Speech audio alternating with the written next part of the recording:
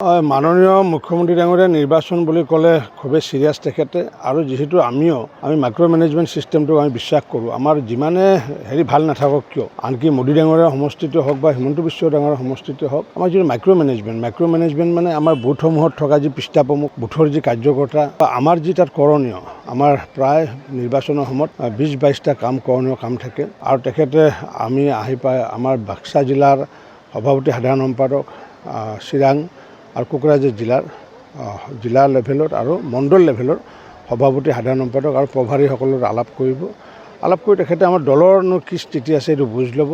প্ৰত্যাহ্বান এইকাৰণে জনাব নোৱাৰে যে নৱকুমাৰ শৰণীয়াকতো ভোট আগতেতো বিজেপি এজিপিৰ মানুহে দিছিলে, কাৰণ তেতিয়া বিটিআৰত নাছিলে। গতিকে তেতিয়া যিহেতু বিটিআৰত নাছিলে, গতিকে নথকাৰ কাৰণে মানুহৰ আছিলে কি যে এপিনে UPPL এপিনে BPF, গতিকে মানুহৰ যিহেতু আশা ভৰসাৰ স্থল কোনো সংগঠন নাছিলে।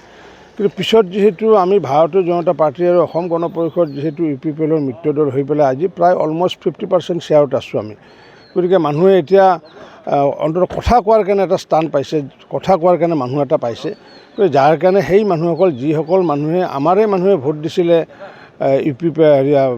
হীৰা শৰণীয়াক ভোট দিছিলে, গতিকে সেইখিনি মানুহ এতিয়া আমাকে ভোট দিব। কাৰণ কি ইতিমধ্যে আমি প্ৰতিটো সমষ্টিত 3 মাহ আগৰ পৰাই আমি তাত যি সাংগঠনিক প্ৰক্ৰিয়া কাম কৰিবলগীয়া আছিলে সেইখিনি কাম আমি ইতিমধ্যে সম্পূৰ্ণ কৰিছোঁ।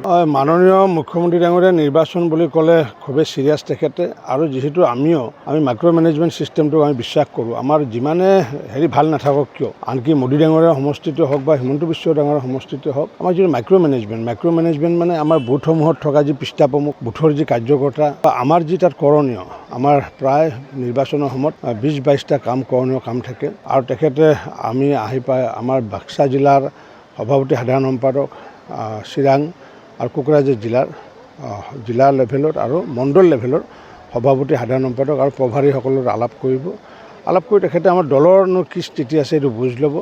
প্ৰত্যাহ্বান এইকাৰণে জনাব নোৱাৰে যে নৱকুমাৰ শৰণীয়াকতো ভোট আগতেতো বিজেপি এজিপিৰ মানুহে দিছিলে, কাৰণ তেতিয়া বিটিআৰত নাছিলে। গতিকে তেতিয়া যিহেতু বিটিআৰত নাছিলে, গতিকে নথকাৰ কাৰণে মানুহৰ আছিলে কি যে এপিনে UPPL এপিনে BPF, গতিকে মানুহৰ যিহেতু আশা ভৰসাৰ স্থল কোনো সংগঠন নাছিলে।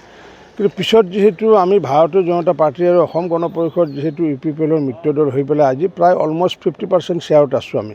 গতিকে মানুহে এতিয়া অন্ততঃ কথা কোৱাৰ কাৰণে এটা স্থান পাইছে, কথা কোৱাৰ কাৰণে মানুহ এটা পাইছে। যাৰ কাৰণে সেই মানুহসকল যিসকল মানুহে ভোট দিছিলে, হীৰা শৰণীয়াক ভোট দিছিলে, গতিকে সেইখিনি মানুহ এতিয়া আমাকে ভোট দিব। কাৰণ কি ইতিমধ্যে আমি প্ৰতিটো সমষ্টিত 3 মাহ আগৰ পৰাই আমি তাত যি সাংগঠনিক প্ৰক্ৰিয়া কাম কৰিবলগীয়া আছিলে সেইখিনি কাম আমি ইতিমধ্যে সম্পূৰ্ণ কৰিছোঁ।